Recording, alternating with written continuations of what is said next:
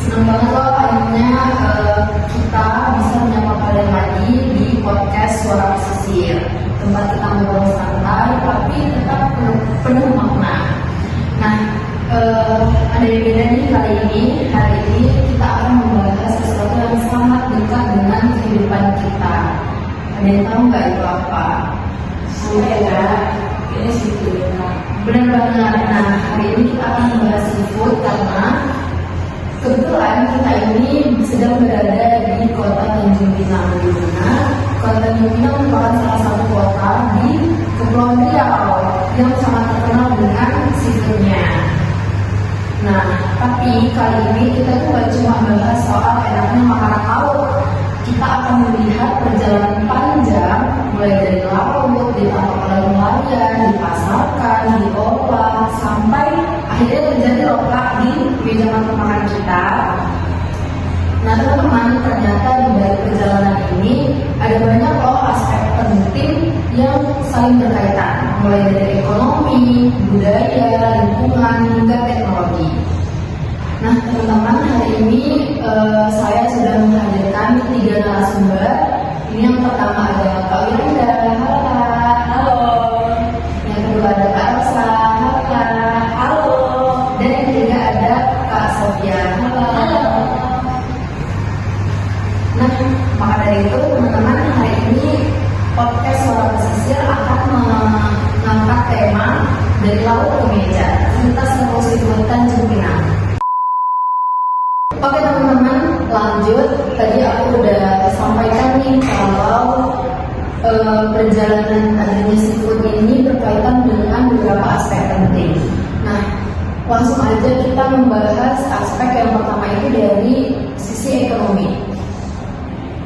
Kak Wiranda, aku mau nanya nih, menurut kakak kalau kita lihat sekarang ya, sebenarnya seberapa penting sih peran seafood ini terhadap ekonomi masyarakat di Tanjung Pinang? Mengingat kalau di Kepulauan Riau ini kan lebih banyak lautnya ya, otomatis masyarakat di Tanjung Pinang ini lebih mengandalkan hasil laut yang ada. Baiklah, kalau ditanya tadi, kalau secara lebih luas, kalau ditanya seberapa penting, ya jelas pendidikan ya. Ini sudah menjadi fondasi utama untuk masyarakat pesisir. Tapi kalau kita melihat secara lebih luas, seafood itu bukan hanya sekedar hanya konsumsi untuk masyarakat pesisir, tapi ini sudah menjadi fondasi utama ekonomi masyarakat. Di Tanjung Pinang juga banyak masyarakat yang menggantungkan hidupnya dalam sektor ini, mulai dari nelayan sebagai produsen utama hingga pedagang yang di pasar tradisional hingga pelaku usaha kuliner yang mengolah seafood menjadi berbagai jenis makanan yang memiliki nilai jual yang lebih tinggi. Selain itu, seafood juga memiliki keterkaitan dengan sektor lain seperti pariwisata. Seperti yang kita ketahui kan, banyak juga di sini pariwisata yang didatangi oleh masyarakat dari luar kota, bahkan dari luar negeri. Yang terutama itu mereka, menurut saya itu mereka tidak cuma nengok pariwisatanya aja, misalnya wisatawannya aja, tapi mereka itu fokus ke kulinernya. Yang pertama itu kan yang kita bilang tadi itu seafood. Banyak juga di sini yang kalau mau makan itu kayak kami juga banyak yang menyediakan. Dalam penelitian yang ada juga sektor perdagangan sudah terbukti menjadi kontribusi yang cukup relevan terhadap perekonomian daerah, terutama dalam meningkatkan kesejahteraan masyarakat pesisir. Dan dibalik itu juga sudah banyak potensi atau tantangan yang dihadapi oleh nelayan kecil, contohnya tadi dari berbagai transportasi, dari jaringan, dan terus pemasaran mereka udah susah lah, karena banyak juga kan contohnya mereka yang berada di pulau-pulau gitu, terus kehabisan ini, kehabisan di bahan bakar, jadi mereka itu susah sendiri gitu. Dan banyak juga yang perlu diperhatikan dalam mengelola seafood ini Kak, supaya kayak mana sih supaya lebih dikenal, lebih diperhatikan, dipandang gitu. Sementara mereka tidak tahu gitu kan, ada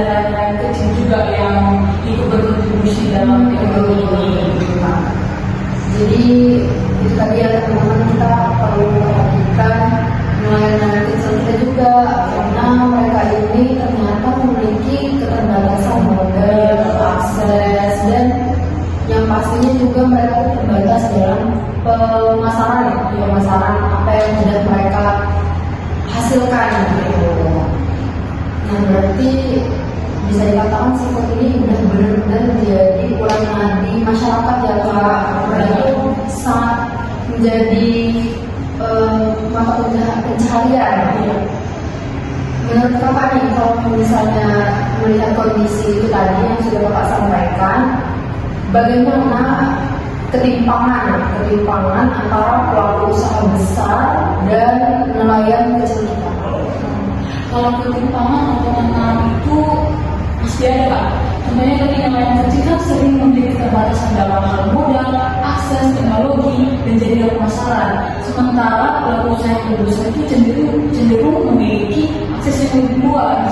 Kan mereka gimana? Contohnya mereka membeli seafood itu langsung dari pemasaran yang udah luas gitu. Sementara kan tadi udah saya katakan mereka tidak melihat ada nelayan kecil yang sebenarnya itu berkontribusi. Iya, dan untuk kayak memecahkan masalah itu pastinya harus ada dukungan lah dari pihak pemerintah untuk meningkatkan kesejahteraan nelayan agar mereka juga bisa merasakan manfaat dan potensi besar dari seperti itu. Ya, jadi yang nelayan kecil kita rasakan ini mereka itu tidak dipandang, tidak dilihat, karena yang orang masyarakat biasa tahu itu ya yang udah sampai di mereka loh gitu. Sedangkan padahal makanan itu tuh juga ada kontribusi nelayan kecil mereka yang mencari gitu ya Kak. Mungkin nggak tahu dari sedikit. Oke teman-teman, tadi kita sudah membahas seafood dari aspek ekonomi. Kalau ternyata ya teman-teman, seafood ini tuh memiliki peran yang sangat penting terhadap ekonomi masyarakat di Tanjung Pinang, karena ya seperti yang kita tahu itu menjadi sumber kehidupan mereka. Selanjutnya kita akan membahas gimana nih hubungan seafood dengan budaya. Kak Rosa, sebenarnya seberapa kuat hubungan antara seafood dengan budaya masyarakat di Tanjung Pinang? Nah baik, kalau ngomongin seafood di Tanjung Pinang ya, sebenarnya hubungannya sama budaya itu erat banget dan memang nggak bisa dipisahkan. Bagi masyarakat pesisir, khususnya masyarakat Melayu, laut itu bukan cuma untuk tempat mencari nafkah, tapi juga sudah menjadi bagian identitas dari kehidupan sehari-hari mereka. Hal itu bisa dilihat dari kebiasaan makan masyarakat, tradisi keluarga, sampai nilai-nilai budaya yang diwariskan dari generasi ke generasi.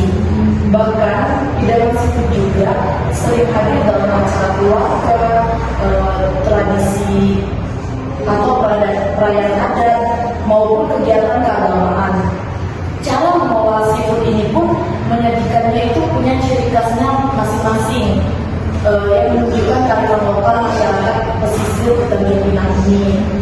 Selain itu, kuliner seafood juga jadi daya tarik budaya bagi wisatawan. Jadi mereka nggak cuma datang untuk makan, tapi juga ingin merasakan pengalaman budaya khas yang dari masyarakatnya langsung gitu. Nah, tapi di era modern sekarang, tantangannya adalah bagaimana cara menjaga budaya kuliner ini supaya tetap asli dan nggak hilang, karena pengaruh globalisasi ini maupun pengaruh gaya hidup masyarakat sekarang ini gitu. Wah, ternyata menarik banget ya Kak. Ternyata seafood itu juga memiliki nilai budaya nih, baru tahu ini. Mungkin teman-teman juga pada baru tahu, saya juga baru tahu. Nah, menurut Kakak nih, lanjut ya. Kalau generasi muda sekarang, apakah mereka ini masih tertarik menjaga budaya kuliner seafood ini? Nah, kalau untuk generasi muda sekarang, sebenarnya masih ada yang tertarik untuk menjaga budaya kuliner seafood ini. Tapi memang perlu ada upaya untuk meningkatkan kesadaran mereka, misalnya lewat edukasi dan pemanfaatan teknologi teknologi supaya budaya ini tetap relevan dengan perkembangan zaman. Nah, dari banget ternyata menjadi insight baru buat kita nih generasi muda. Tadi kalau saya sampaikan kalau kita bisa menjaga budaya seperti ini melalui teknologi. Nah, sebagai generasi muda kita ini lebih terbuka, lebih tahu lah gimana cara memanfaatkan teknologi ya Kak. Kita bisa membantu untuk memasarkan, untuk mempromosikan gimana sih kuliner budaya seperti ini Supaya orang asing atau orang luar pun mengetahui ya budaya gitu. Jadi mereka tuh tertarik dengan keadaan di Tanjung Pinang kalau kita tuh ternyata punya loh seafood yang budayanya juga kental banget. Oke teman-teman, tadi kita sudah membahas seafood yang berkaitan dengan aspek ekonomi dan budaya. Selanjutnya kita akan membahas keterkaitan seafood terhadap lingkungan kita nih, karena seafood kan berasal dari lingkungan. Sebenarnya ada nggak sih dampak gitu ya, atau mungkin dari cara penangkapannya gitu. Nah, Kak Sofia, menurut Kakak dengan tingginya pemanfaatan seafood ini, gimana sih dampaknya terhadap kondisi lingkungan laut? Nah, pastinya ada dong, soalnya makin banyak hasil laut yang diambil, maka makin bisa juga pengaruhnya ke kondisi laut. Apalagi kalau misalkan kita tidak mengelolanya dengan baik. Apalagi di Tanjung Pinang ini kan dekat banget nih sama laut dan banyak masyarakat yang bergantung pada hasil laut juga. Contohnya kayak jumlah ikan yang makin berkurang karena ditangkap terus menerus. Kadang ikan belum sempat berkembang biak juga udah ditangkap lagi. Nah, kalau kita biarkan terus, hasil dari yang biasanya gampang didapat itu menjadi susah. Selain itu, terumbu karang juga bisa ikut rusak loh. Padahal terumbu karang itu penting banget untuk tempat tinggal berbagai jenis laut. Jadi kalau karang rusak, kehidupan laut juga pasti ikut rusak dan terganggu. Masuk ekosistem laut yang ada di sekitarnya. Makanya sekarang itu banyak penelitian yang bilang kalau pemanfaatan sumber daya laut itu harus seimbang sama kesehatan. Jadi bukan cuma dimanfaatkan terus, tapi juga dijaga supaya lautnya itu tetap sehat. Karena kalau eksplorasi dilakukan terus, lama-lama sumber daya laut itu bisa menurun drastis, bahkan bisa habis juga. Jadi kesadaran masyarakat itu seperti nelayan sampai pemerintah itu penting banget supaya lautnya Pinang tetap terjaga manfaatnya masih bisa dirasakan sampai ke generasi Berarti kita harus mulai lebih bijak ya Kak untuk menjaga kelestarian laut. Jadi kita tuh nggak cuma nikmatin hasilnya aja, tapi kita harus menyeimbangkan dengan penjagaan dan pelestarian dari lingkungan kita tersendiri. Nah kalau misalnya nih Kak, dari pemanfaatan dan pelestarian itu gak seimbang, misalnya lebih condong ke pemanfaatan, akhirnya pelestarian lingkungan kita ini gak terjaga gitu, banyak yang rusak. Kira-kira kalau kondisi itu terjadi, apa dampak jangka panjangnya? Nah, kalau untuk dampak jangka panjangnya itu bisa terjadi cukup serius. Misalnya seperti sumber daya laut yang makin berkurang, terus hasil tangkapan nelayan juga makin berkurang, juga menurun. Nah, kalau itu terjadi terus, tentu penghasilan masyarakat pesisir itu juga berdampak. Selain itu, ekosistem laut bisa rusak perlahan. Jadi bukan cuma ikan aja yang berkurang, tetapi keseimbangan kehidupan laut juga terus berkurang. Nah, kalau dibiarkan terus tanpa ada kesadaran untuk menjaga laut, lama-lama tuh kita sendiri juga bakal merasakan dampaknya. Makanya penting banget mulai dari sekarang kita itu peduli sama lingkungan laut sekecil apapun itu. Jadi bisa dikatakan ya Kak, kalau penjagaan lingkungan ini berkaitan dengan ekonomi masyarakat. Nah kalau misalnya terjadi melakukan dampak serius tersebut, otomatis ekonomi masyarakat Tanjung Pinang ini melemah. Kita akan merasakan krisis ekonomi gitu. Jadi buat kita nih generasi muda juga memanfaatkan teknologi untuk terus mengedukasi orang-orang gimana sih cara kita untuk menjaga kelestarian lingkungan. Apa langkah paling kecil yang bisa kita lakukan untuk menjaga lingkungan kita gitu. Oke teman-teman, kita tadi udah membahas beberapa aspek nih yang berkaitan dengan seafood di Tanjung Pinang. Jadi kita sudah membahas dari ekonomi, budaya, dan lingkungan. Nah, sebelumnya tadi kita sudah sempat mention nih beberapa kali tentang teknologi. Nah, sebenarnya maksudnya gimana sih Kak tentang teknologi ini? Langsung aja kita masuk ke teknologi dari Kak Wiranda dulu nih ya. Kak Wiranda, gimana nih dari sisi ekonomi? Bagaimana peran teknologi dalam perkembangan seafood? Kalau kita bicara soal teknologi ya, seperti yang kita tahu itu teknologi itu merupakan dampak yang sangat relevan dalam meningkatkan nilai ekonomi seafood. Saat ini banyak juga kelompok usaha yang memanfaatkan media digital untuk mempromosikan seperti media sosial dalam platform online. Hal ini juga membuat produksi itu lebih mudah dikenal oleh masyarakat luas, bahkan hingga keluar daerah. Selain itu, teknologi juga membantu dalam distribusi melalui layanan pemesanan online, sehingga mempermudah akses konsumen terhadap produksi food.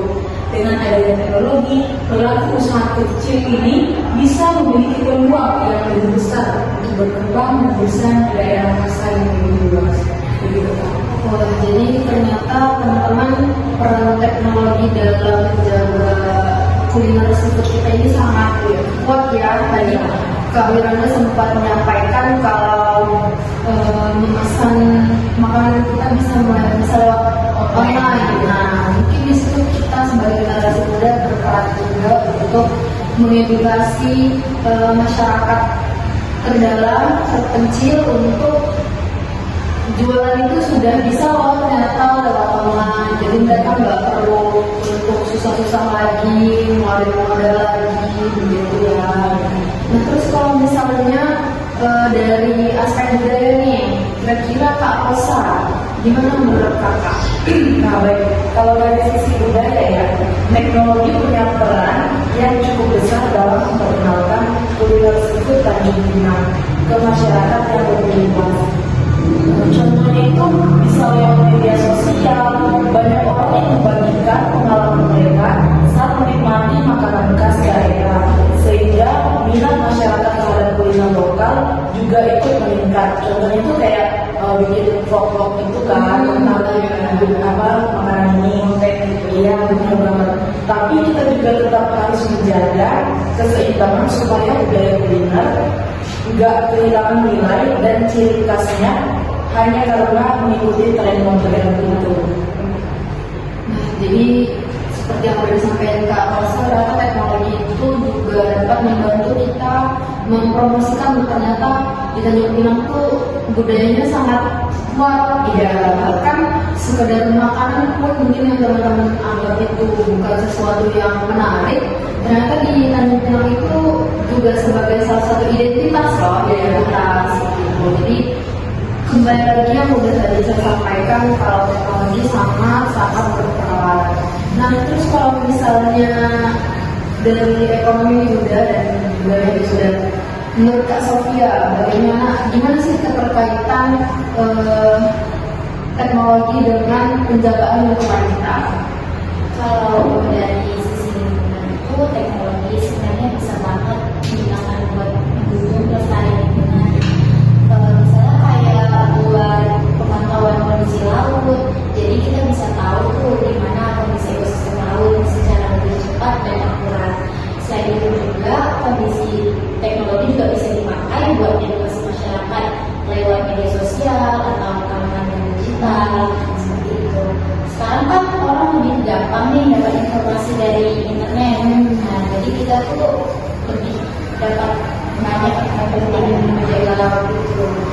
Nah, teknologi juga nggak cuma untuk hiburan, tapi juga bisa jadi alat untuk menjaga kelestarian lingkungan atau laut supaya tetap aman buat generasi selanjutnya.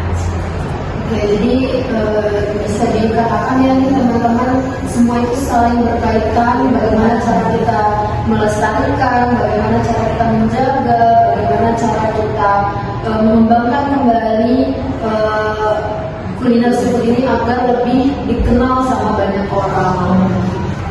Oke teman-teman, tadi kita sudah membahas bagaimana keterkaitan antara seafood dan ekonomi, budaya, lingkungan, dan teknologi.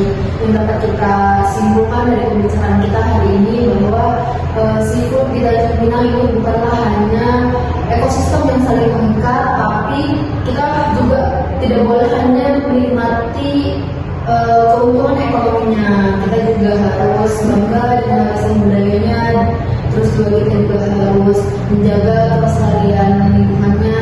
Maka dari itu di sini teknologi yang mengambil peran agar tidak terjadi eksploitasi besar-besaran dan untuk selalu melestarikan supaya anak cucu kita nanti pun seterusnya dapat merasakan bagaimana sih seafood yang ada di Kepulauan Riau ini. Nah, terus selanjutnya langsung aja kita tanya nih ke para narasumber kita, gimana sih harapan para narasumber terhadap seafood kita yang ada di Tanjung Pinang ini? Boleh dari Yuranda? Baik, harapan saya sih sektor seafood ini dapat terus berkembang secara berkelanjutan dan memberikan manfaat ekonomi yang beragam bagi seluruh masyarakat Tanjung Pinang. Oke, terima kasih Kak Wiranda. Baik, selanjutnya Kak Rosa, bagaimana harapan Kak Rosa ke depannya? Baik, kalau menurut aku berharap budaya kuliner seafood tetap dilestarikan dan terus menjadi identitas yang dibanggakan oleh generasi muda. Terima kasih Kak Rosa. Selanjutnya boleh dari Kak Sofia, bagaimana? Nah, kalau saya berharap ke depan itu ada keseimbangan dan pemanfaatan dan pelestarian lingkungan laut. Jadi kita itu tetap bisa menikmati hasil laut, tapi lautnya juga tetap sehat dan tidak rusak karena eksploitasi berlebihan. Jadi itu tadi teman-teman harapan kita nih ke depannya terhadap pemanfaatan lingkungan nih, pemanfaatan dari laut. Nah, jadi buat teman-teman nih yang malam ini mana tahu langsung mau makan seafood, yuk kita mulai menjadi konsumen yang baik, yang bijak, dukung nelayan lokal dan tetap menjaga kebersihan pantai kita. Terima kasih teman-teman yang sudah menonton dan mendengarkan podcast kita hari ini. Jangan lupa untuk like, komen, dan subscribe. Tulis dong di kolom komentar menu seafood apa yang paling teman-teman suka kalau lagi di Tanjung Pinang. Sampai jumpa di episode berikutnya.